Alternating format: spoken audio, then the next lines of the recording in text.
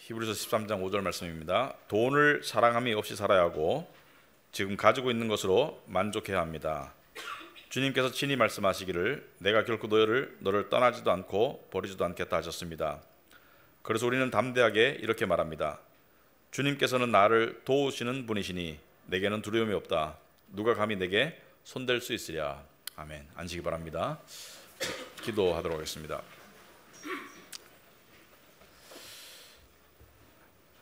하나님 아버지, 오늘도 저희들을 이 안식일을 맞아서 주일을 맞아서 하나님의 예배로 불러주심을 감사합니다. 아버지 하나님, 우리가 세상을 살면서 여러 가지로 마음이 혼탁하고 또 삐뚤어지고 또 다치고 또 막히고 그럴 때가 많음을 고백합니다. 하지만 예배를 통해서 또한 안식을 통해서 성도 간의 교제를 통해서 하나님께서 우리의 삶의 새로운 질서 또 변화 그리고 마음을 고쳐주시고 또 회복 주시는 것을 믿습니다. 또한 말씀은 살아있고 능력이 있어서 우리의 마음을 우리의 삶을 꿰뚫어 보시고 또 그 속에 있는 환부를 드러내시고 또 고쳐주심을 믿습니다. 이 시간 저희들이 말씀 앞에 열린 마음으로 또 겸손한 마음으로 나가기를 원합니다. 또 말씀이 우리에게 가르치고 말씀하실 때 우리가 그것을 진지하게 받아들이고 정말 말씀이 주시는 변화를 우리가 누릴 때 그 속에 진정한 평강이 있음을 저희가 깨달을 수 있도록 주님 도와주시옵소서. 예수님 이름으로 기도합나이다. 아멘. 네, 성경 말씀은 믿음에 관한 말씀, 무엇을 믿어야 하나, 그 다음에 삶에 관한 또 어떻게 살아야 하나, 거기에 대한 것을 우리에게 가르치고 있죠. 그런데 이 신약의 사도 바울의 서신이나 또 히브리서나 구조가 비슷합니다. 앞에는 무엇을 믿어야 할까, 뒤로 가면 어떻게 살아야 할까. 이제 어떻게 살아야 할까에 대한 부분에 대해서 우리 히브리서도 지금 다루고 있는데요. 후반으로 갈수록 오늘은 여러분 보시면은 무엇에 관한 내용이죠? 돈에 관한 내용이죠, 그죠? 돈을 사랑함이 없이 살아야 하고 이렇게 시작하고 있죠. 돈에 관한 내용인데 이 돈에 관한 이야기를 하는 것이 좀 성스럽지 못하다, 세속적이다 이렇게 느껴질 때가 있어요. 돈에 대한 지나친 관심 또는 욕심, 또 돈 때문에 너무 이렇게 자랑하고 또 아니면 또 너무 이렇게 막 침울해하고 이런 것들이 좀 안 좋은 부분도 있지만 이 돈에 관한 얘기 자체가 나쁜 것은 아니라고 생각합니다. 왜냐하면 성경은 돈에 관한 이야기를 사실 많이 하고 있어요. 왜냐하면 돈이 삶과 굉장히 밀접하게 연결되어 있고 또 사실은 이따가 설명하겠지만 돈과 신앙과도 굉장히 밀접한 관계가 있기 때문에 성경은 잠언에서 또는 전도서에서 또 신약의 바울 서신에서 오늘 히브리서에서 또 예수님께서도 돈에 관해서 말씀하셨습니다. 그래서 돈에 관한 이야기가 신앙에 아주 굉장히 밀접한 관계가 있다. 이 특수한 경우를 제외하고는 사람들은 돈에 대해 관심을 많이 가지고 있어요. 사실은 돈을 관심을 가지는 것 이상으로 사랑하는 경우가 많이 있죠. 그래서 오늘 본문이 여러분에게 저에게 좀 이렇게 한 번의 설교로 해결될 수 있다고 생각하지는 않지만 그래서 오늘 처음 말씀 보시면은 돈을 사랑함이 없이 살아야 하고 이것을 그냥 한 번에 이루어지는 그런 어떤 결단과 변화라고 생각하시면 안 되고 영어로 이렇게 되어 있습니다. Keep your life. Keep 한다는 것은 유지하라는 뜻이죠. Your life free from love of money.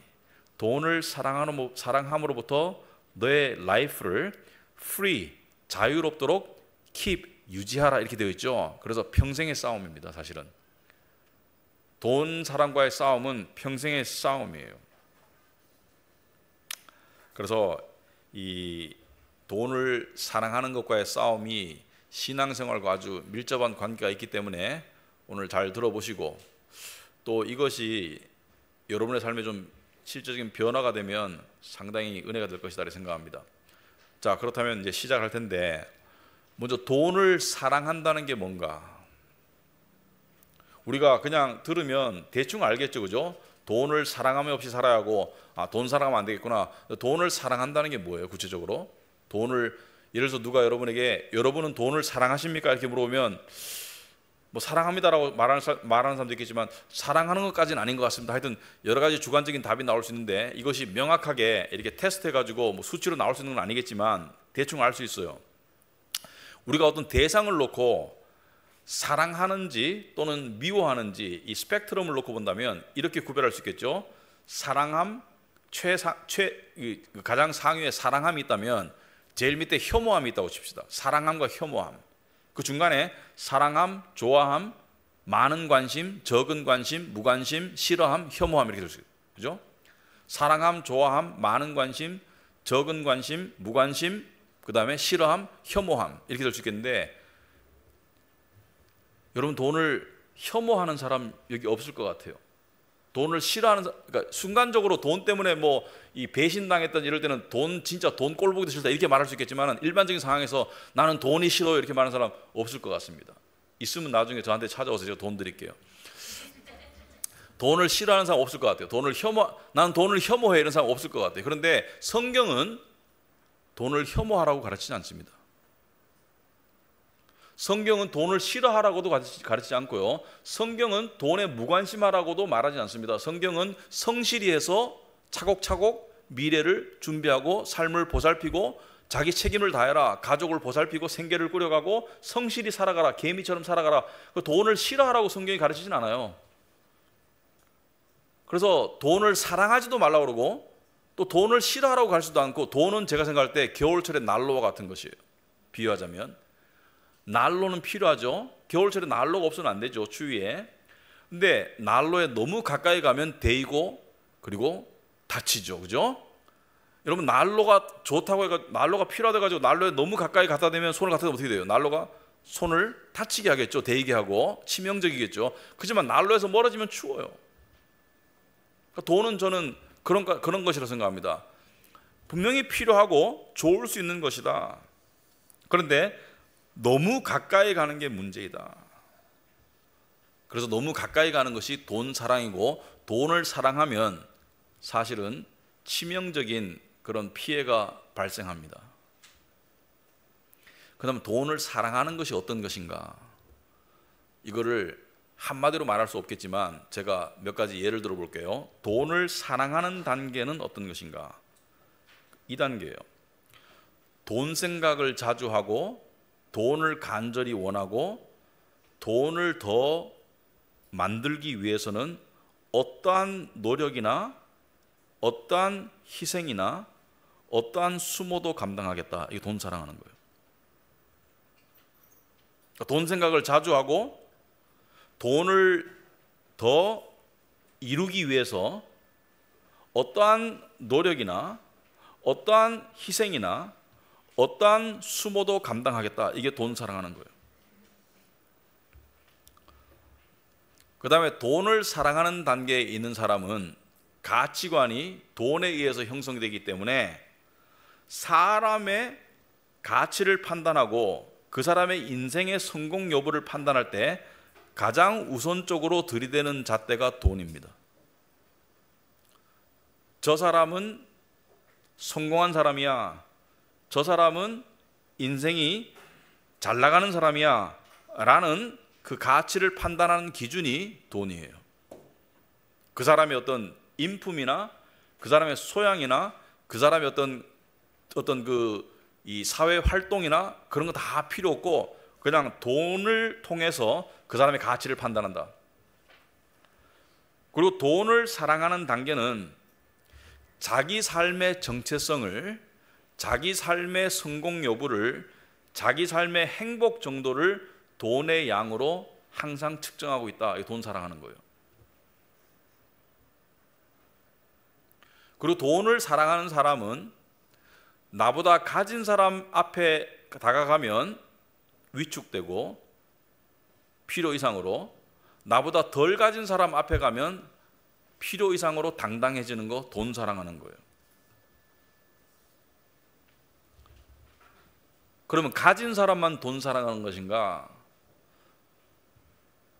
예를 들어서 내 인생은 괜찮아. 돈이 어느 정도 있으니까 돈 사랑하는 거예요. 왜냐하면 돈이 절대적인 거예요. 근데 내 인생은 별로야. 돈이 없으니까. 이것도 돈 사랑하는 거예요. 돈을 못 가졌을 뿐이지. 둘 다가 돈에 지배당하는 거예요. 그러니까 돈 생각을 많이 하고, 그러니까 결혼 상대를 찾는데 재력이 탑에 올라가 있어. 돈 사랑하는 거예요, 분명히. 근데 오늘날 말세로 갈수록 말세의 특징이 뭡니까? 돈을 사랑하며, 제일 먼저 말세 힘든 시기가 올 것이다. 돈을, 사람들이 자기를 사랑하고 돈을 사랑하며, 그러니까 돈 사랑이 인류 역사에서 사실은 가장 커다란 우상이었습니다. 여러분, 구약의 이스라엘 백성들이 하나님께 우상 숭배의 죄 때문에, 다른 죄가 아니고 가장 커다란 죄는 우상 숭배 때문에 하나님의 계명을 어겨서 하나님께서 그들을 어떻게 했었어요? 바벨론에 포로로 끌려가게 하시고, 하여튼 하나님께서 일시적으로 버리셨죠, 그죠? 우상 숭배 때문에. 근데 우상 숭배를 왜 했어요? 나 이외에 다른 신을 섬기지 말라고 했는데 왜 바알신과 아세라신을 왜 섬겼어요? 바알은 여신이고 대표적인, 아세라신은 바알은 남신이고 아세라신은 여신인데 왜 섬겼어요? 왜? 단지 그 우상을 말하는 게 아니고 그 우상을 왜 섬겼냐가 중요해요. 동기가 중요하죠. 왜냐하면 바알은 풍요의 신이고 아세라는 다산의 신이고, 옛날에는 아이를 많이 낳으면 요즘처럼 아이가 너무 귀해가지고 뭐 하나 둘 막 너무 귀하게, 그게 아니고요. 아이는 뭐예요? 경제 생산 수단이었어요. 여러분, 제가 어릴 때만 하더라도, 그렇죠? 요즘은 완전히 거꾸로 됐지만 할아버지 밥상에 아이가 같이 밥 못 먹잖아요. 요즘 거꾸로 됐죠. 아이 먼저 먹이고 할아버지 나중에 먹이겠지, 그죠? 요즘에는.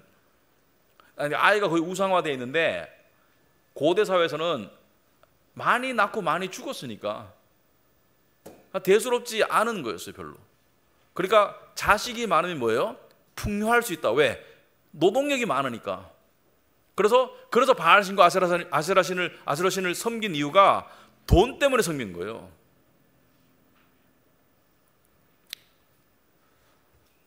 그래서 오늘 본문을 가지고 제가 세 가지를 이야기하겠습니다. 첫째, 돈을 사랑하는 이유. 여러분도 충분히 말할 수 있겠지만 제가 좀 더 깊숙이 짚어볼 것입니다. 그 다음에 돈을 사랑해서는 안 되는 이유. 왜 돈 사랑하지 말라고 하는가? 돈을 사랑하는 이유가 많은데 그럼에도 불구하고 돈을 왜 사랑하지 말라고 하는가? 그리고 돈을 사랑하지 않을 수 있는 방법. 어떻게 하면 돈을 안 사랑할 수 있나? 여기다 제가 설명을 좀 해보겠습니다. 자, 여러분들은 사람들이 왜 돈을 사랑한다고 생각하는가? 돈을 왜 사랑할까? 제가 이렇게 물어보면, 목사님 그걸 질문이라고 하세요? 라고 돈 사랑하는 이유를 여러 가지로 될 수 있겠지만, 좀 더 우리가 성경적으로 깊숙이 한번 살펴보자. 세 가지 영역이 있습니다. 육체적인 이유 때문에, 정신적인 이유 때문에, 영적인 이유 때문에. 돈을 사랑하는 이유가 육신적인 이유가 있고, 정신적인 이유가 있고, 영적인 이유가 있다.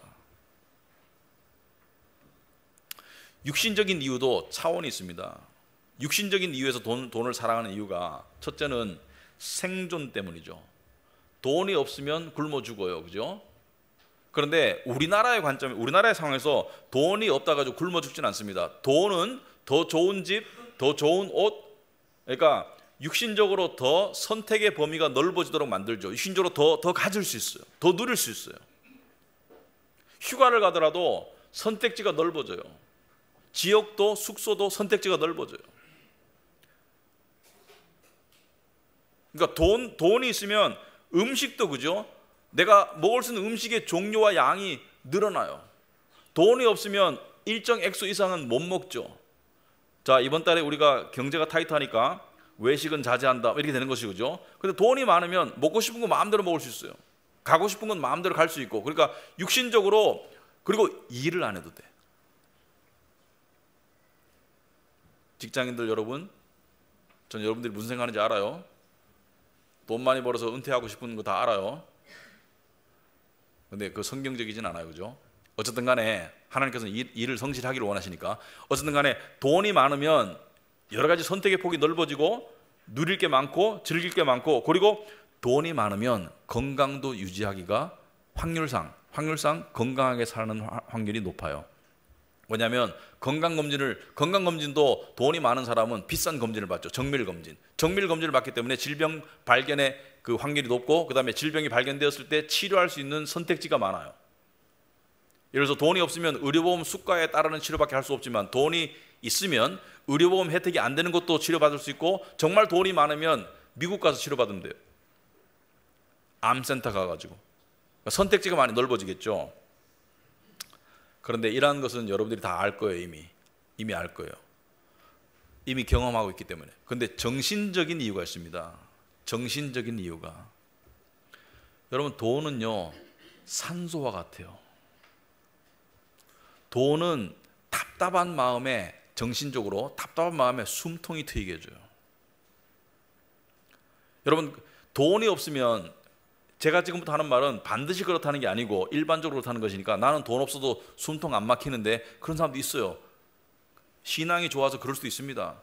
그걸 우리가 원해요. 하지만 제가 지금 드리는 말씀은 일반적인 상황을 말씀드리는 것이지, 반드시 이렇다는 것은 아니니까 오해하지 말고 들으시기 바랍니다. 일반적으로 그렇다는 것을 말씀드리는 거예요. 그죠? 이따가 돈을 안 사랑하지 말아야 되는 이유에서 제가 설명하겠지만, 지금 오해하지 마세요. 다 그렇다는 게 아니에요. 제가 몇 주 전에 한두 달 전인가 영어예배에서 그때 우상 얘기가 나와가지고 돈과 우상에 관한 이야기를 했더니만은, 예배 마치고 난 다음에 어떤 그 싱글 처녀가 와가지고 저한테 와가지고 그래요. 자매가 와가지고, 목사님, Pastor you 설교에 실망했어요.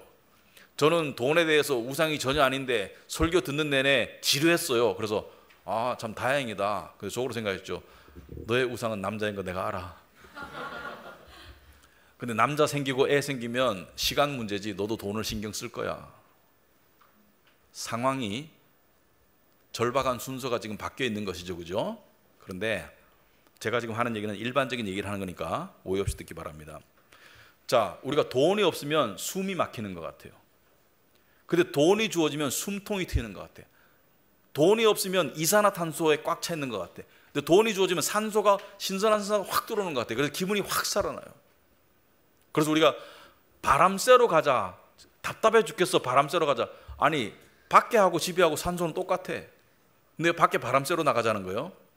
그럼 문제죠. 마음의 산소 공급을 위해서. 근데 돈이 있으면 사람들이 뭐 하면서 숨통이 트는 것 같아요? 쇼핑하고, 내가 사고 싶은 옷 사고, 지르고, 이러면서 살아있는, 그러니까 산소가 많이 공급됨을 느낍니다. 일반적으로 사람들이, 육신적으로. 두 번째, 돈은 빛과 같습니다. 제가 일반적으로 말하는 거예요. 빛과 같다. 돈이 없으면 어둠침침해, 마음이.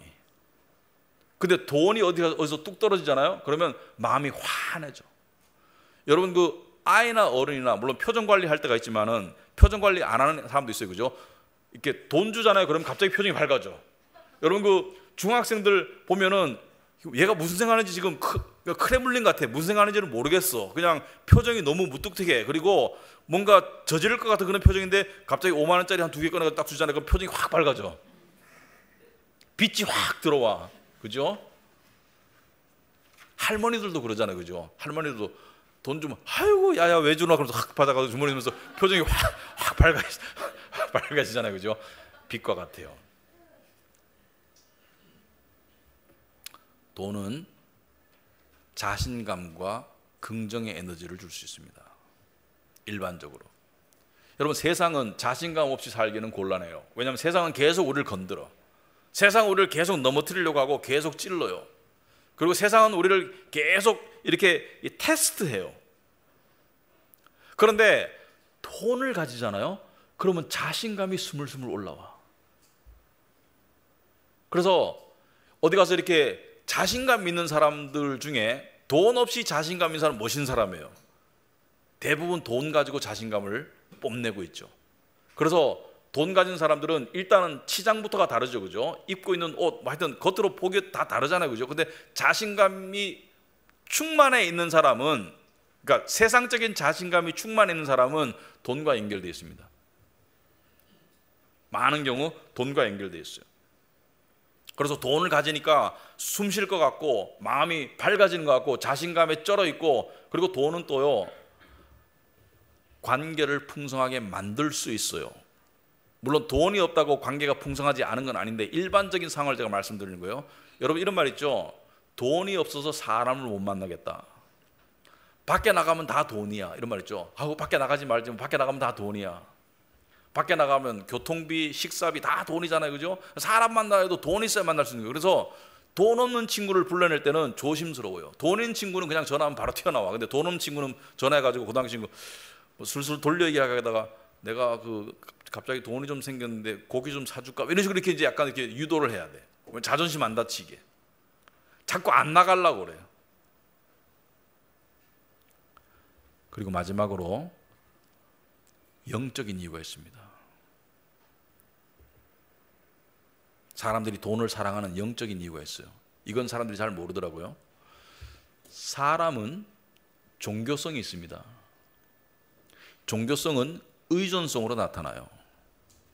그러니까 내가 무신론자라고 해가지고 종교성 자체가 없진 않아요. 사람은 의존적인 피조물이라는 것은 조물주에게 의존하는 의존적인 존재이기 때문에 종교성을 가지고 있고, 이 종교성은 의존성으로 나타나는데, 내가 하나님 이외에 의존할 수 있는 가장 실제적이고 실용적인 것이 돈이에요.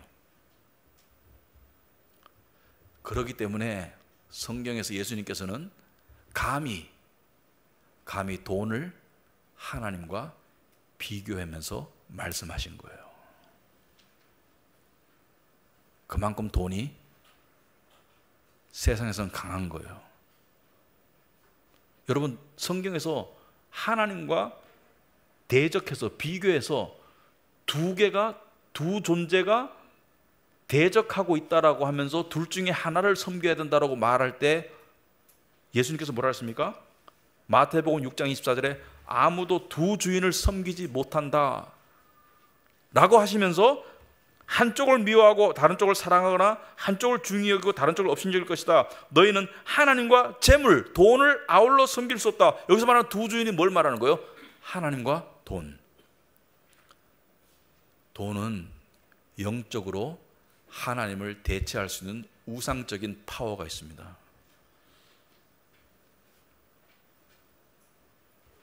그래서 많은 사람들이 통장 잔고를 의존하고 통장 잔고를 섬기고 추앙하면서 살아가요. 그러니까 육신적인 즉각적인 이유도 있지만 돈을 사랑하는 정신적인 이유도 있고 더 나아가서 영적인 이유도 있는 거예요. 돈은 막강해요. 세상에서 돈의 힘은 막강해요. 왜냐하면 돈으로 오죽했으면 전도서에 Money is the answer for everything. 돈은 모든 것의 답이라고. 성경에 그거는 돈을 긍정하는 의미에서가 아니고 약간 빗대어하는 말이죠. 돈이면 안 될 게 없다라고 성경에까지 쓰여 있을까? 그런데 거기에 더해가지고 영적인 하나님을 대체할 수 있는 그러한 위치에 갈 수 있는 게 돈이다. 그런데 돈을 사랑하면 안 되는 이유가 뭔가? 지금까지 돈을 사랑하는 이유를 얘기했다면 왜 사랑하면 안 되나? 첫째는 좀 전에 말했던 영적인 이유 때문입니다. 우리 믿는 자들이 돈을 사랑하면 하나님을 사랑할 수 없어요. 돈을 의존하는 만큼 하나님을 덜 의존하게 되고 돈에게 노예가 되는 만큼 하나님으로서는 자유로워요.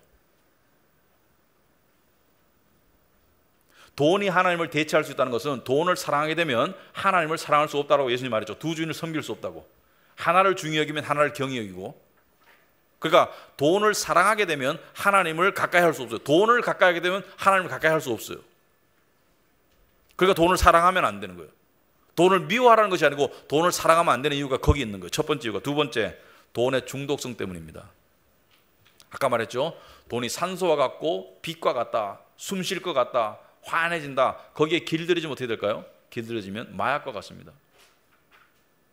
길들여지면 어떻게 될까요? 없이는 못 살 것 같아요. 그래서 돈이 절대시됩니다. 없이는 못 살 것 같아. 돈이 내 자존감을 높여주고 지탱해 왔는데 돈이 없어져 보니까 자존감이 확 무너져 큰일 날 것 같아. 여러분, 어떤 사람은요 자존감이 대단한 것 같잖아요. 근데 그것이 어디서 나오는가가 중요해요. 근데 돈을 싹 빼면 바로 쓰러지는 사람이 많아요. 돈 때문에 자신감을 가지고 행동하는 사람은 사실은 인격이 덜 된 사람이에요. 그리고 얄팍한 사람일 수밖에 없어요. 그 물질에 깔고 있는 물질을 빼잖아요. 바로 쓰러져요. 근데 본인은 몰라. 자기 자신감이 어디서 나오는지. 그래서 돈에 중독되면 돈이 줄어드는 상황은 죽기보다 싫은 거예요. 괴로운 거예요. 그리고 또 마약이라는 것은 같은 효과를 내기 위해서는 복용량을 늘려야 되죠. 똑같아요. 돈을 사랑하게 되면 욕심이 한이 없습니다. 얼마 전에 기사를 보니까 일반적인 한국 사람 일반인들에게 부자는 어느 정도 가지면 부자라고 생각하십니까? 라고 물어봤습니다. 그러니까 답이 예를 들어서 100이라고 칩시다. 100을 가지면 부자라고 생각합니다. 일반인들이 생각하는데, 근데 100 이상을 가진 사람들한테 물어봤어요. 세상 사람들이 일반적으로 생각하는 부를 이룬 사람들에게 당신은 부가 어느 정도 돼야지 부자라고 생각합니까? 그러니까 500이나 1000이래요. 가질수록 욕심이 앞서 있는 거예요. 한 발 앞서 있는 거예요. 여러분, 마약은 같은 효과를 유지하기 위해서 계속 복용량을 늘리지만 복용량을 늘려도 처음에 효과는 안 나타난다고 하더라고요. 돈도 마찬가지예요. 욕심이 앞서게 되면 계속 더 가져도 만족이 안 돼. 그래서 노예 상태로 만드는데요. 근데 그것보다 더 무서운 게 뭔지 아세요? 없으면 죽을 것 같아. 그래서 노예가 되는 거예요. 근데 노예가 아닌 것처럼 행동해. 자신감이, 돈이 주는 자신감으로 겉으로 포장하지만 실제로는 돈은 노예가 되는데, 돈이 주는 그 얄팍한 자신감으로 살아가는 모습 속에서 자기는 자유인인 것처럼 나는 뭐 마음대로 살 수 있고 먹을 수 있어 하지만 속으로는 돈으로 노예가 돼가는 거예요.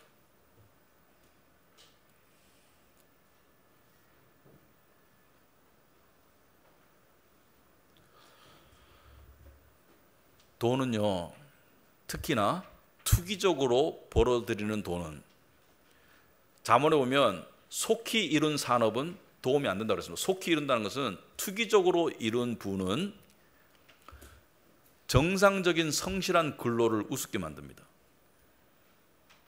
성실함과 투기적인 어떤 그런 부의 축적은 적대 관계예요.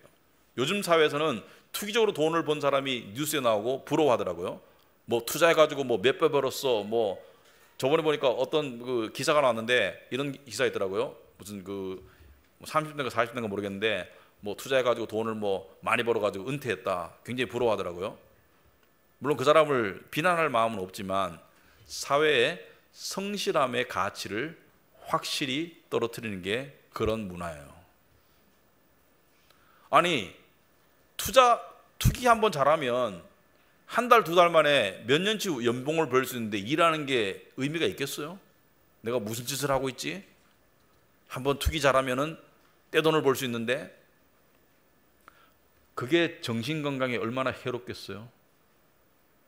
얼마나 해롭겠냐고. 반대로 돈을 잃게 되잖아요. 금단 증상이 옵니다.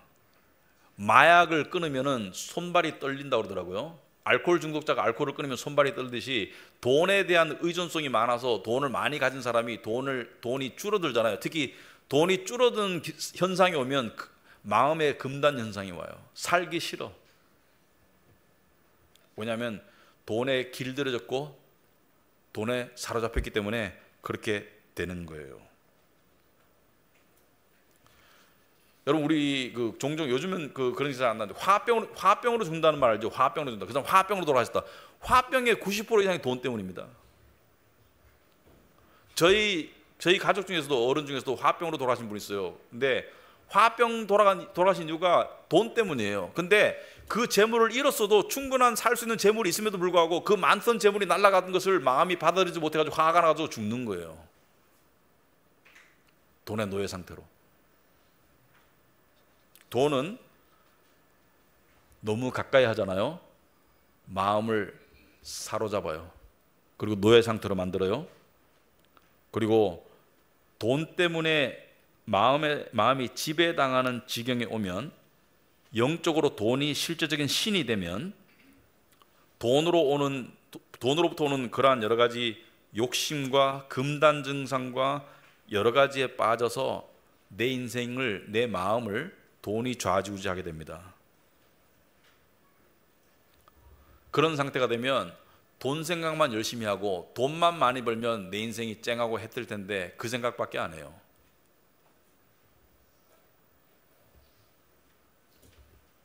그렇다면 돈이 없이 살라는 말인가? 자꾸 극단적으로 생각하면 안 돼요. 성경은 그렇게 말하는 게 아니에요.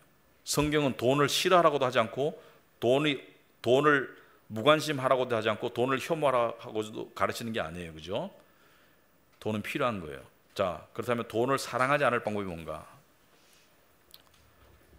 돈을 사랑하게 되면 이러한 여러 가지 영적으로, 심적으로 여러 가지 노예 상태, 질병 상태에 빠지는데 돈을 사랑하지 않는 방법이 뭔가? 자, 첫째는 지금 가지고 있는 것으로 만족하랍니다. 지금 가지고 있는 것으로 만족해라. 이게 무슨 뜻이에요? 지금 가지고 있는 것으로 만족하라는 것은, 잘 보세요. 나에게 주어진 것을 즐거워하고 감사하고 누릴 줄 아는 거예요.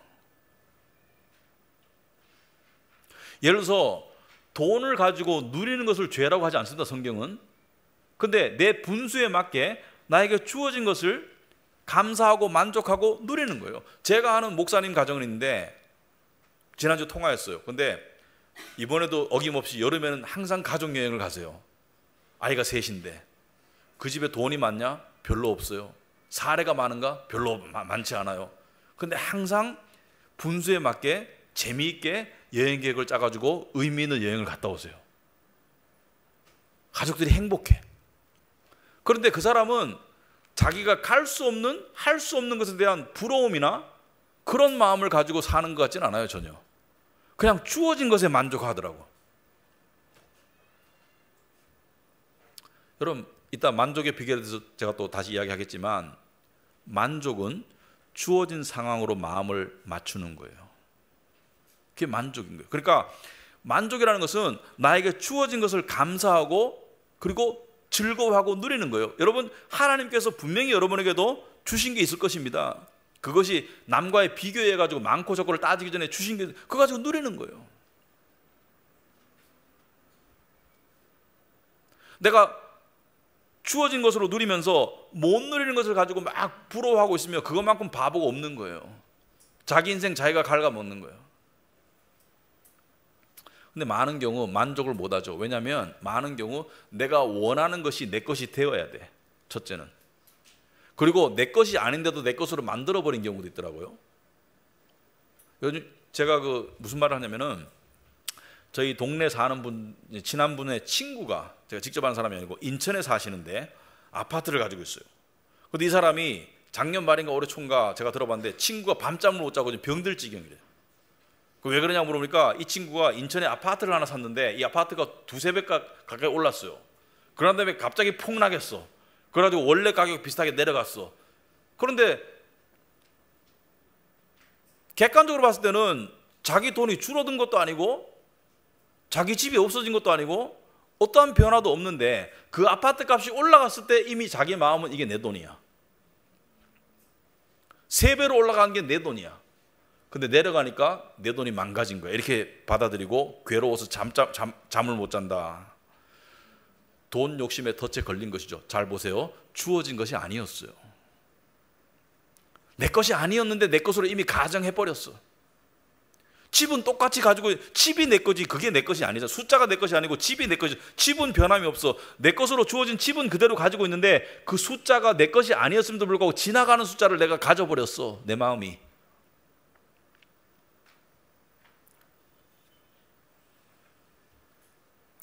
자기 돈이 아닌 것을 향해서 쫓아가는 마음을 제어해야 됩니다. 내가 이렇게 투자를 했으면 이렇게 벌었을 텐데 그 상상 속에서 내 돈으로 자꾸 만들려는 그 쓸데없는 노력을 멈추지 않으면 마음이 산란하고 괴롭고 우울하고 힘들죠. 그런데 여기서 한 가지 굉장히 중요한 사실이 있습니다. 가진 것으로 만족하라고 할 때 그 가진 것은 누가 준 거예요? 이게 굉장히 중요합니다. 여러분, 제가 이 설교를 준비하면서 여기가 핵심 포인트예요. 우리는 돈은 내가 벌어야 돼. 내가 선택을 잘해야 돼. 내가 투자를 잘해야 돼. 나한테 운이 따라야 돼. 나한테 정보가 주어져야 돼. 내가 이런 생각 속에 다 살고 있죠. 마치 내가 버는 것처럼. 근데 절대 주권의 하나님께서 모든 것을 섭리하신다는 것을 우리가 그 기본적인 절대적인 진리를 믿는다면 돈은 누가 주는 거예요? 누가 주는 거예요? 하나님이 주시는 거예요. 바꿔 말하면 하나님이 안 주시는 거는 내 돈이 안 돼요. 오늘 본문에 5절에 보시면은 사랑하지 말고 가진 것으로 만족하라고 하고 난 다음에 주님께서 친히 말씀하시기를 내가 결코 너를 떠나지도 않고 버리지도 않겠다 하셨습니다. 자, 내가 결코 너를 떠나지도 않고 버리지도 않겠습니다. 이 말씀을 돈과 결부지어 본다면, 물론 광의적으로 해석될 수도 있지만 이 말씀을 돈과 결부지어 본다면 우리의 필요는 하나님이 채워준다, 안 채워준다? 필요는 채워주신다. 근데 우리가 필요와 욕심 사이를 구별하지 못할 뿐이에요. 필요와 욕심 사이를 구별하지 못하기 때문에 욕심을 필요로 착각하기 때문에 하나님을 원망하는 거야. 근데 필요를 채워준다고 할 때 하나님이 그 기준이 뭐예요? 공중에 나는 새를 봐라 내가 먹이고 들에 있는 백합화를 봐라 내가 입히고 믿음이 적은 자들아 너희는 먼저 그의 나라라 그의 의를 구하라 그리하면 내가 이 모든 것을 더하시리라. 그래서 이 모든 것을 사람들이 해석을 잘못하더라고요. 모든 것, 내 모든 원함. 근데 그 모든 것이 앞에 뭐예요? 공중에 나는 새를 먹이고 들의 백합화를 입히는 먹을 것과 입을 것 모든 것을 말씀하시는 거죠. 우리의 필요를 말씀하시는 거죠. 그래서 사도 바울이 말했습니까? 먹을 것과 입을 것이 있은즉 족한 줄 알아라. 그럼 만족의 기준이 뭐예요? 먹을 것과 입을 것이 있으면 만족하는 법으로 나아가는 것이 신앙인의 나갈 길이라는 것을 말씀하시는 것이죠. 하나님께서 우리의 필요를 채워주세요. 그 이상의 것은 덤이에요. 그런데 나에게 주어진 상황에 마음을 맞추는 것은 내가 할 수 있지만 주어지지 않는 상황으로 마음을 높이는 것은 아무리 높여봤자 그냥 낭떠러지로 뛰어내리는 것밖에 안 돼요.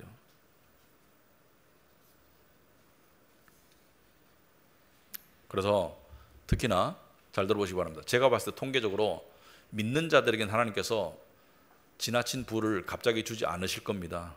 믿지 않는 자들은 그런 일이 많이 발생해요. 그런데 믿는 자들은 그런 일이 잘 발생 안 해요.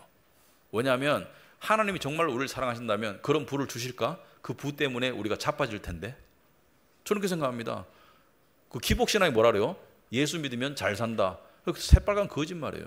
예수님 믿으면 하나님께서 우리의 필요를 보살펴 주시지만 여러분 우리나라 5대 재벌 중에 크리스찬 재벌이 있나요? 없어요.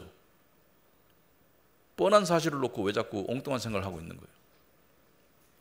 잠언 23장 4절 보시면 부자 되게 애쓰지 말고 네 사사로운 지혜를 버릴지어다. 여기서 사사로운 지혜는 뭐예요?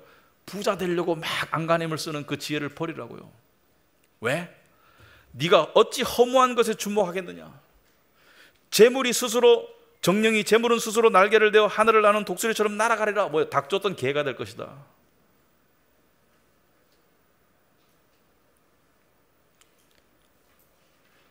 저는 정말로 하나님이 사랑하시는 자라면 내가 부를 쫓는데 우상적으로 부를 쫓는데 그 부를 안 주실 거라고 생각합니다.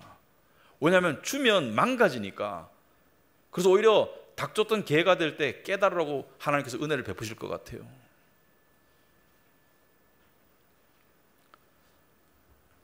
자, 돈을 원할수록 이루든 못 이루든 마음은 교만하고 황폐해집니다. 그런데 하나님을 믿을수록 마음은 평강해져요. 뭐 어느 쪽으로 가야 되겠어요? 성실히 모으는 것은 괜찮아요.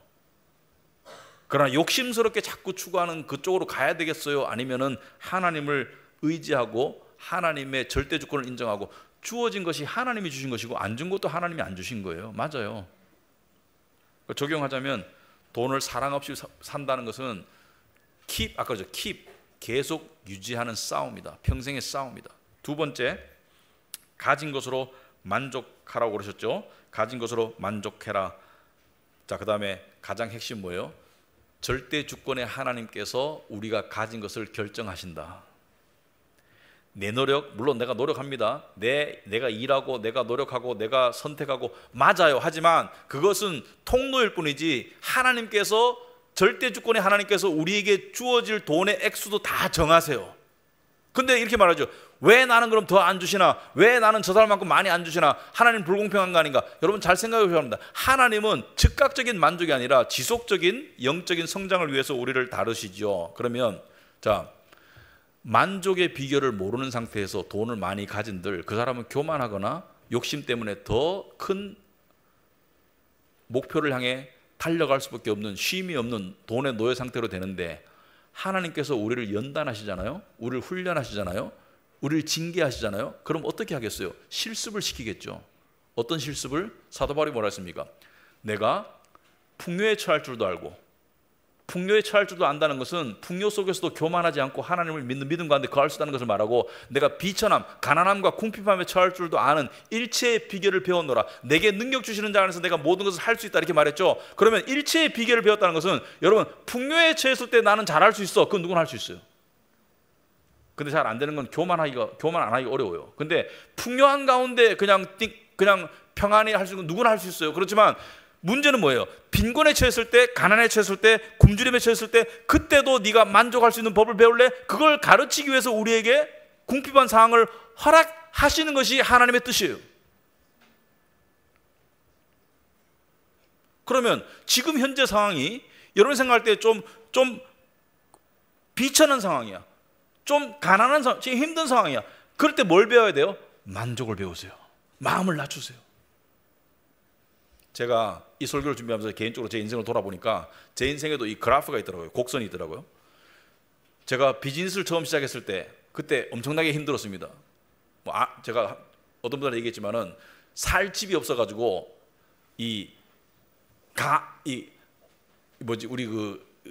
강의실에 그냥 신문지 깔고 누웠을 때도 있어요.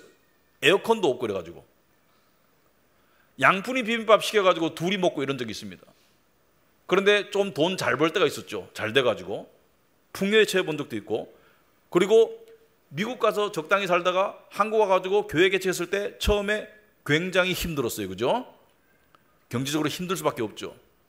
그런 여러 가지 부침이 있더라고요. 그런데 가만히 생각해 보면 힘들 때 인간성이 좋아지더라고요. 잘 나갈 때는 인간성이 더러워지더라고요. 교만해지더라고요. 자신감에 쩔어 있어. 근데 그 자신감이 속된 자신감이야. 밑장 빼면 바로 쓰러져요. 근데 어려울 때 특히나 가족끼리 같이 하나님 믿고 의지하잖아요. 거기에 정말 은혜가 있어요. 숨겨진 은혜가 있어요. 그거 모르고 신앙생활 한다는 것은 말이 안 되는 것 같아요. 그래서 하나님께서 여러분에게 실전 훈련과 연단을 주실 겁니다. 어려움 가운데 처할 때가 있을 거예요. 그럴 때 뭐예요? 일체의 비결을 배우시라. 어떻게? 범사에 감사할 수 있는, 만족할 수 있는, 그리고 하나님을 의지하는, 돈이 아니라. 처음에 돈이 줄어들면 마음이 썰렁해요. 불안하고. 근데 그걸 뭘로 채워야 돼요? 더 많은 돈으로? 안 되잖아요. 그걸 뭘로 채워야 돼요? 하나님께서 나가시라. 그리고 마지막으로 좋은 것을 가지고 싶은 게 인간의 본능이죠. 좋은 것을 많이 가지고 싶은 거. 우린 좋은 것을 이미 한없이 받았습니다. 영원한 구원의 은혜를 받았습니다.